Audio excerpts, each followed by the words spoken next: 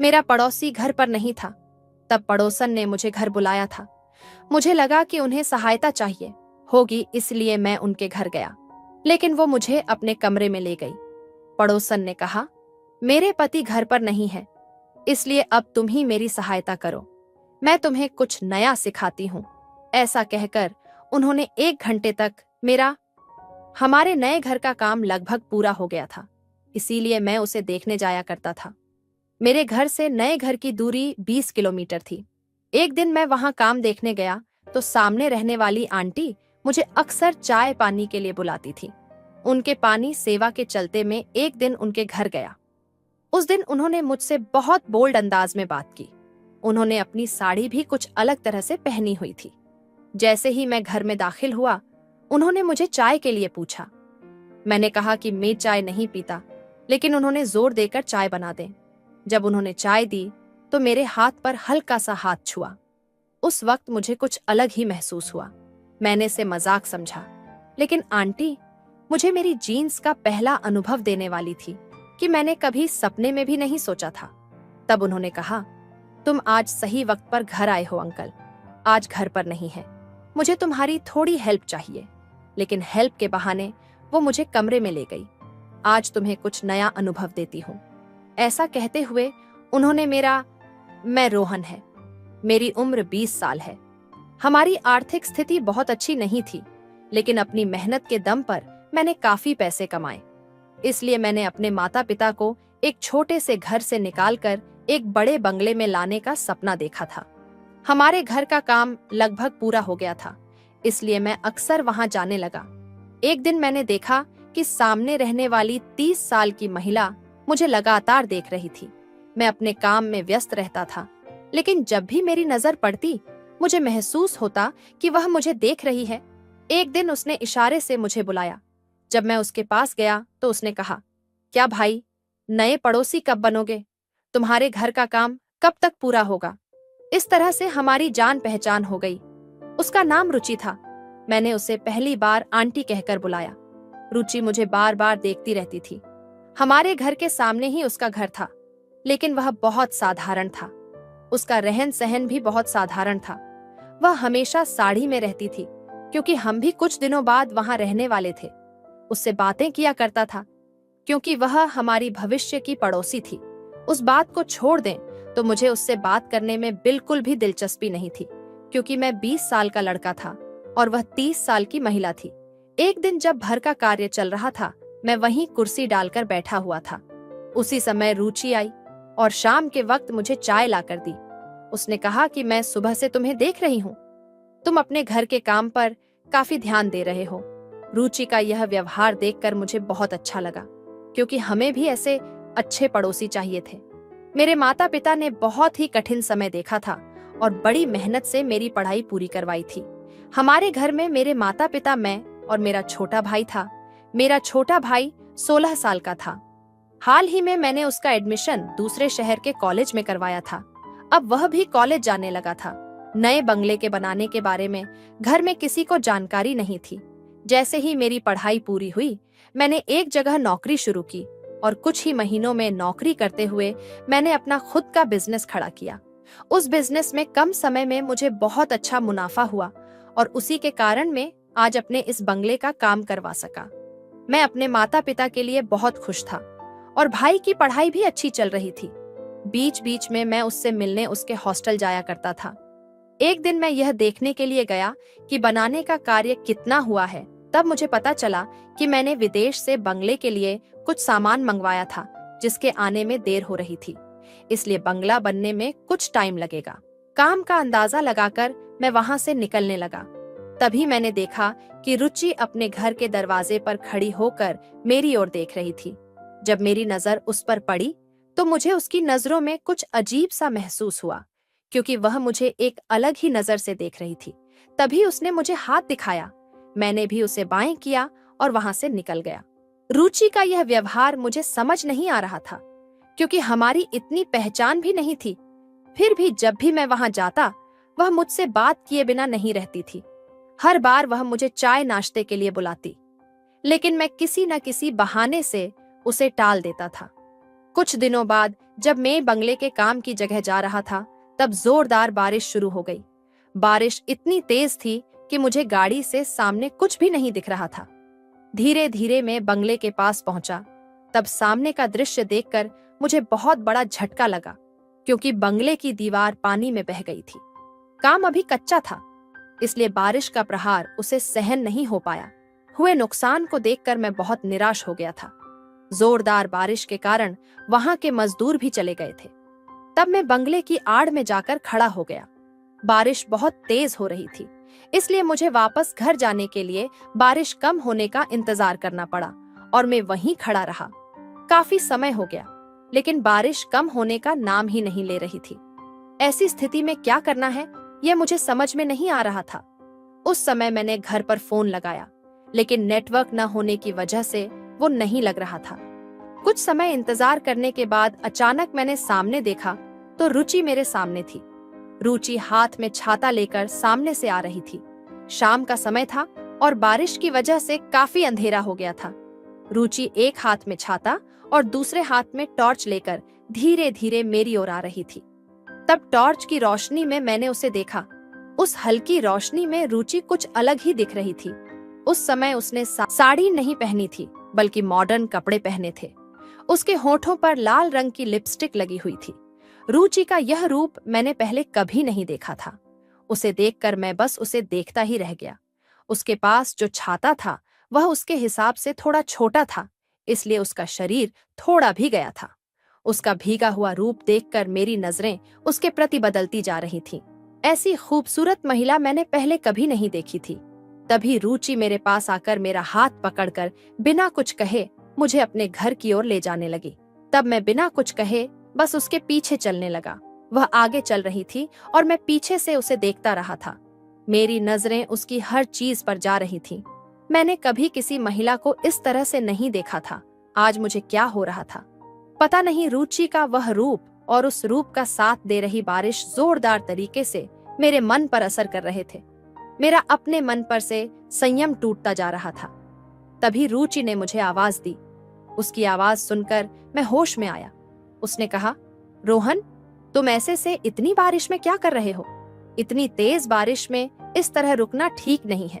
तब मैंने उससे कहा कि मैं बारिश कम होने का इंतजार कर रहा हूँ, क्योंकि मुझे घर जाने में बहुत देर हो गई है।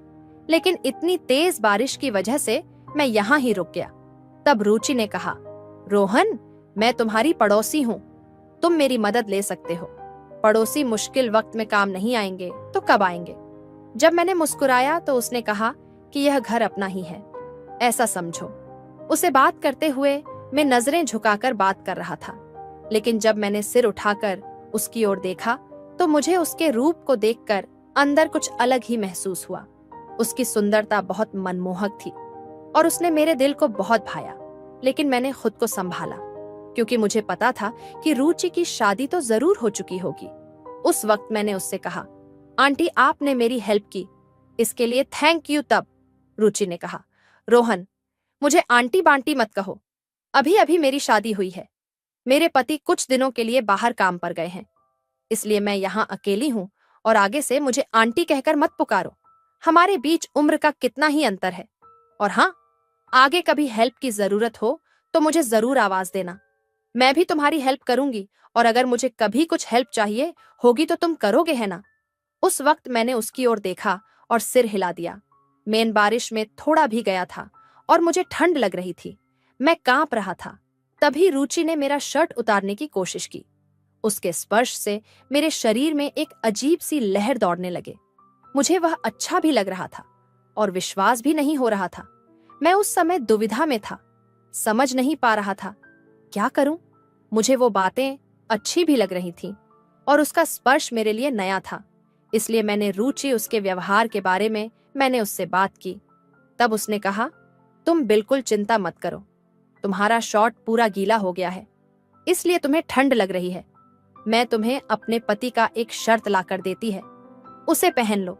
शर्ट लाकर देने तक तो ठीक था, लेकिन जब उसने मेरी शर्ट उतारने की कोशिश की तो मुझे थोड़ा अजीब लगा। मैंने उससे दूरी बनाते हुए 2 कदम पीछे हट गया। उसने मुझे अपने पति का एक शर्ट लाकर दिया, लेकिन वह शर्ट मुझे बिल्कुल फिट नहीं आ रहा था। उसने मुझे और कुछ शॉर्ट्स लाकर दी, लेकिन उनमें से कोई भी मुझे ठीक से फिट नहीं हो रही थी। तब मैंने उससे कहा, अगर आपके पास कोई कंबल हो तो वह मुझे दे दीजिए, वह काफी होगा। तब रुचि ने मुझे एक कंबल लाकर दिया। मैं उस कंबल को लेकर उसके घर के सोफे पर बैठ गया। जब मैंने घड़ी में देखा तो रात के 11 बज चुके थे। मुझे घर जाने में बहुत देर हो गई थी। तभी रुचि मेरे लिए गर्मा गर्म सूप लेकर आई। उसने कहा, रोहन, यह सूप पी लो, तुम्हें अच्छा लगेगा। मैंने उसके हाथ से सूप लिया। रुचि का स्वभाव मुझे बहुत पसंद आ रहा था। मुझे नहीं पता था कि पड़ोसी इतने अच्छे हो सकते हैं। मुझे थोड़ी भूख भी लगी थी, इसलिए सूप पीने के बाद मुझे थोड़ी राहत महसूस हुई। सूप पीते वक्त रुचि मेरे सामने बैठी थी। मेरा ध्यान बार बार उसकी ओर जा रहा था। उसकी सुंदरता देखकर मैं पूरी तरह से खो हो गया था। इस दौरान रुचि ने मुझसे कहा, रोहन, अब तुम्हें घर जाने में काफी देर हो जाएगी, इसलिए आज की रात तुम मेरे पास ही रुक जाओ। और हाँ, किसी भी चीज की चिंता मत करो, मैं तुम्हारा पूरा ध्यान रखूंगी। रुचि के एक एक शब्द मेरे कानों में जैसे मधु की तरह पड़ रहे थे, क्योंकि उसकी आवाज बहुत मीठी थी। उसे देखकर मुझे ऐसा लग रहा था कि मेरी पत्नी भी उसकी तरह ही होनी चाहिए। उस समय जब मैं यह सब सोच रहा था, रुचि मेरे पास आई। उसने एक हाथ मेरे कंधे पर रखा और दूसरा हाथ मेरे बालों पर फिराने लगी। उसने कहा, तुम्हारे बाल भी बहुत गीले हैं। मेरे बालों का पानी झटक रही थी। रुचि का स्पर्श अब मुझे अच्छा लगने लगा था, लेकिन दूसरी तरफ मेरे मन में यह बात भी थी कि रुचि शादीशुदा है। उसने मेरी मदद की है, इसलिए मुझे इसका गलत फायदा नहीं उठाना चाहिए। इसलिए मैंने रुचि से कहा, मुझे तुम्हारे पास रुकना सही नहीं लग रहा, लेकिन फिर भी आज की रात में रुक जाऊंगा और सुबह जल्दी अपने घर चला जाऊंगा। बारिश रुकने का नाम नहीं ले रही थी और एक तरह से बारिश ने हमारी मुलाकात का कारण बना दिया था। मैं रुचि की हेल्प समझ रहा था, लेकिन रुचि मेरे साथ रात को कुछ ऐसा करने वाली थी जो मेरे जीवन का पहला अनुभव होने वाला था। रुचि ने मुझे अपने कमरे में सोने के लिए कहा। आज दिन भर में बहुत थका हुआ था, इसलिए मुझे तुरंत नींद आ गई। जब सुबह मेरी आंख खुली तो मैंने देखा कि रुचि मेरे बगल में सो रही थी। उसका हाथ मेरी छाती पर था। उसे इस तरह अपने पास देखकर मैं थोड़ा दूर हो गया। रात जिस स्थिति में थी और उसी स्थिति में मेरे बगल में आकर सो गई थी। मुझे गहरी नींद लगने के कारण पता नहीं चला कि वह मेरे पास आकर सो गई। जैसे ही मैं उठा, रुचि भी जाग गई। तब मैंने उससे कहा, रुचि, ये क्या बेहुदा काम है, तुम मेरे पास आकर क्यों सोई? तब रुचि ने कहा, मैं बाहर सोफे पर सोई थी, लेकिन हॉल में मुझे बहुत ठंड लग रही थी, इसलिए मैं तुम्हारे पास आकर सो गई। तब मैंने अपना शर्ट ढूंढना शुरू किया। मेरे शरीर पर तब भी शर्ट नहीं था। मुझे हॉल में मेरा शर्ट दिखा। शर्ट पहनकर मैं जल्दी से उसके घर से निकल गया और अपनी गाड़ी में बैठकर अपने घर पहुंचा। घर पहुंचकर मैंने अपने माता पिता से कहा कि रात को बारिश हो रही थी, इसलिए मेन हॉल में ही थोड़ा रुक गया था। नहाने के लिए जब मैं बाथरूम में गया और शर्ट उतारी तो मैंने आईने में जो देखा उसे देखकर मेरे पैरों तले जमीन खिसक गई। मैंने ध्यान से देखा तो मेरी छाती पर लिपस्टिक के निशान थे और मेरी पैंट भी थोड़ी ढीली थी। मुझे समझ नहीं आ रहा था कि रुचि ने यह सब मेरे साथ कब किया। मेरे मन में ढेर सारे सवाल उठने लगे। मुझे लगा कि रुचि ने मुझे जो सूप पिलाया था उसकी वजह से मुझे गहरी नींद आ गई थी और नींद में उसने मेरे साथ कुछ गलत किया, लेकिन मुझे कुछ भी महसूस नहीं हुआ क्योंकि मुझे नींद आ रही थी।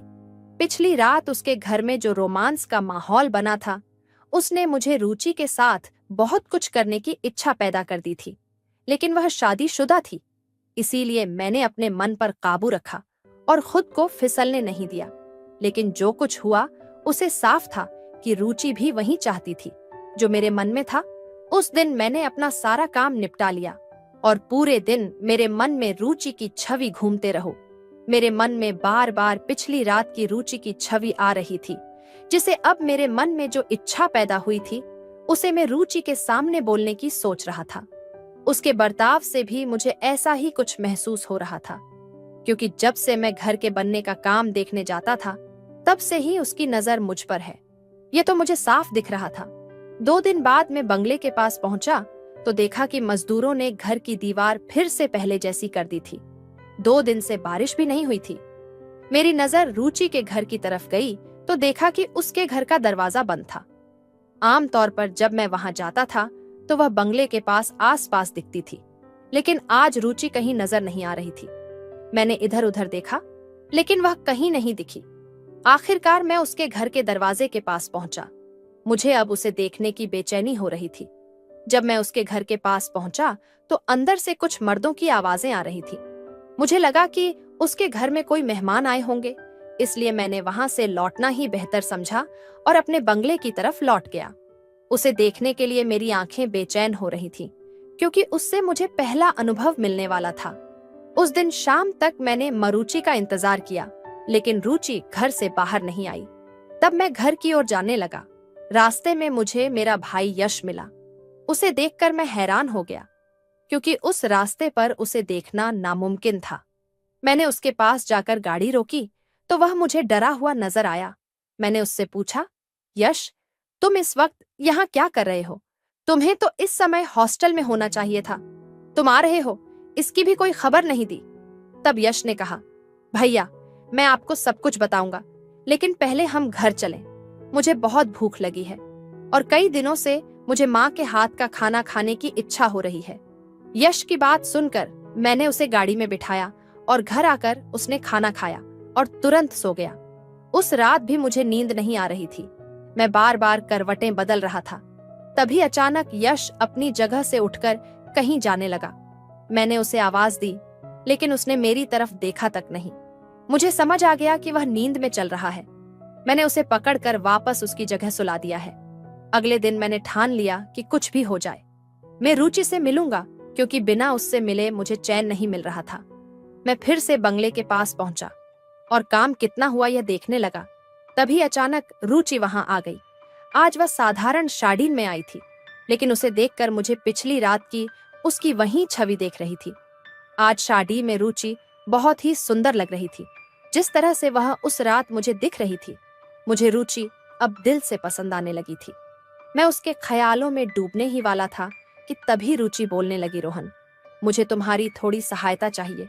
क्या तुम मेरे साथ चलोगे? रुचि को किस चीज में सहायता चाहिए, यह तो अब मुझे साफ दिखाई देने लगा था। इसलिए मैंने बिना कुछ सोचे उसे हाँ कह दिया। तब उसने कहा, हमें थोड़ा बाहर जाना है, तो तुम मेरे साथ चलो और हम मेरी स्कूटी से वहां जाएंगे। मैं तैयार होकर आती है। कुछ देर बाद रुचि तैयार होकर आई, और जब वह तैयार होकर आई तो उसे देखकर मैं बस उसे देखते रहना चाहता था। मैं उसके साथ स्कूटी पर बैठा और हम निकल पड़े। कुछ समय बाद हम चोल के पास पहुंच गए। वह चोल काफी बड़ी लग रही थी। मैंने रुचि से पूछा, तुम मुझे कहाँ लेकर आई हो? तब रुचि ने कहा, मेरे घर के पास मेरी थोड़ी इज्जत है, इसीलिए मैं तुम्हें यहाँ लेकर आई हूँ। यहाँ मेरी एक सहेली का कमरा है। रुचि मुझे कमरे पर ले जाने वाली थी, यानी आज मेरे मन में जो इच्छा थी वह 100% पूरी होने वाली थी। इस सोच से मैं उसके पीछे चल पड़ा। स्कूटी से उतरकर रुचि चलने लगी और मैं उसके पीछे जा रहा था। चाल के एक कोने में एक कमरा था। रुचि उस कमरे में गई और मैं भी अंदर गया। कमरे में देखा तो वहां एक बिस्तर था और उसके बगल में एक पानी का मटका रखा था। तब रुचि बिस्तर पर जाकर बैठ गई। कमरे की हालत देखकर मुझे लग रहा था कि वहां बहुत अंधेरा और शांति थी, लेकिन मेरा पूरा ध्यान एक ही चीज पर था और मैं उसे जल्द से जल्द अनुभव करना चाहता था। मैं बिस्तर पर बैठ गया। अगले ही कुछ पलों में कमरे में 4 हट्टे कट्टे लोग आ गए। उन्हें देखकर मैं थोड़ा असमंजस में पड़ गया कि यहाँ क्या हो रहा है। मैंने देखा कि उन 4 लोगों में से 2 के पास कैमरे थे और तभी कमरे में बड़ी लाइट्स जल गई। कमरे में काफी बड़ी लाइट्स थी। मैंने रुचि से पूछा, रुचि, ये सब क्या हो रहा है? लेकिन रुचि कुछ भी बोलने के लिए तैयार नहीं थी। उसने अपने मुंह पर स्कार्फ बांधा हुआ था। मैं उसे यह सब पूछ ही रहा था कि तभी एक मोटी और भारी भरकम महिला वहां आई और मेरे पास बैठ गई। एक तरफ रुचि थी और दूसरी तरफ वह महिला। मैंने जोर से चिल्लाकर पूछा, ये क्या चल रहा है? तब उन 4 लोगों में से एक ने कहा, तुम कितना भी जोर से चिल्लाओ, इस कमरे से बाहर कोई आवाज नहीं जाएगी। तब मुझे समझ में आ गया कि मेरे साथ कुछ बुरा होने वाला है। तभी उनमें से एक व्यक्ति ने एक बड़ा रामपुरी चाकू निकाला और मेरी तरफ बढ़ा दिया। मैं बहुत डर गया था। उस व्यक्ति ने कहा, तुम्हें वही करना होगा जो हम कहेंगे, नहीं तो तुम्हें अपनी जान से हाथ धोना पड़ेगा। मैं बहुत घबरा गया था। मुझे समझ आ गया था कि मैं गलत चीज में फंस चुका है। मैंने अपनी इच्छा पूरी करने के लिए रुचि का पीछा किया था, लेकिन यह बात अब मेरी जान तक पहुंच गई थी। इसके बाद रुचि और उस महिला ने मेरे साथ अनुचित हरकतें करनी शुरू कर दी और कैमरे वाले लोग पूरा शूट कर रहे थे। मुझे समझ आ गया था कि मुझे फंसाया गया है। तभी कमरे का दरवाजा खटखटाया गया। जब दरवाजा नहीं खोला गया तो वह बाहर से तोड़ दिया गया। रुचि पुलिस को देखकर बुरी तरह से डर गई थी। पुलिस ने उन सभी लोगों को गिरफ्तार कर लिया। यह गैंग थी जो महिलाओं के जाल में फंसाकर कम उम्र के लड़कों से लाखों रुपए की मांग करती थी। रुचि ने मेरे छोटे भाई के साथ भी यही किया था और वह इसका शिकार बन चुका था। इसलिए रुचि को फंसाने के लिए हमने यह प्लान बनाया था। यश ने मुझे उसके साथ हुई सारी बातें बताई। उसने बताया कि हॉस्टल से घर आते समय रुचि ने उसे भी अपने झांसे में फंसा लिया था। असल में रुचि उसका असली नाम नहीं था। रुचि और उसकी टोली कम उम्र के लड़कों को धोखा देकर लूटने का काम करती थी। मैंने पुलिस को इस बारे में जानकारी दी और जाल बिछाकर उस टोली को गिरफ्तार करवाया। रुचि ने उसी तरह से यश का भी वीडियो बनाया था और उसे लाखों रुपए की मांग की थी। यश ने कुछ पैसे दे भी दिए थे, लेकिन वे इतने पर ही नहीं रुके। यश को ब्लैकमेल कर रहे थे कि अगर उसने और पैसे नहीं दिए तो वो उसका वीडियो वायरल कर देंगे। रात को जब मैं यश को घर लेकर आया था, तब आधी रात में वह एक कोने में बैठकर रो रहा था। तब मैंने उसे विश्वास में लेकर सारी बातें पूछी। उसने हिम्मत जुटाकर मुझे यह सब बताया। उसी की हिम्मत की वजह से मैं रुचि का पर्दाफाश कर पाया। हमारे बंगले के सामने जो का घर था वह उसने किराए पर लिया था और वह भी झूठी पहचान दिखाकर आज मेरे भाई को इस घटना का बहुत बड़ा मानसिक आघात हुआ था। वह अनजाने में ही डिप्रेशन में चला गया था और उसे संभालने में काफी वक्त लगा। रुचि और उसकी टोली को मैंने अच्छी तरह सबक सिखाया। समय पर यह बात मेरे सामने आ जाने से मैं यश को बचाने में सफल हो गया, नहीं तो उसके साथ और क्या क्या हो सकता था इसका मैं अंदाजा भी नहीं लगा सकता। अनजाने में मैंने कई और युवाओं को भी इस तरह की धोखाधड़ी से बचाया था। रुचि और उसकी चोली की खबर सामने आते ही कई युवाओं ने कबूल किया कि उनके साथ भी इस तरह की घटनाएं हुई थीं। दोस्तों, किसी के मीठे शब्दों में आकर तुरंत भरोसा न करें और अनजान लोगों पर जल्दी से विश्वास न करें, क्योंकि आपकी मासूमियत का फायदा उठाने के लिए ऐसे बहुत से लोग तैयार बैठे हैं। इसलिए सतर्क रहें ताकि आपकी स्थिति यश जैसी न हो। तो दोस्तों, यह थी आज की कहानी। इस कहानी के बारे में आपकी क्या राय है, कमेंट बॉक्स में जरूर बताइएगा। अगर कहानी जरा भी पसंद आई हो तो वीडियो को भी एक लाइक कर दीजिए और हमारे YouTube चैनल को भी सब्सक्राइब कर लीजिए। जिए फिर मिलेंगे एक और ऐसे ही इंटरेस्टिंग कहानी के साथ। तब तक के लिए अपना ख्याल रखिए। धन्यवाद।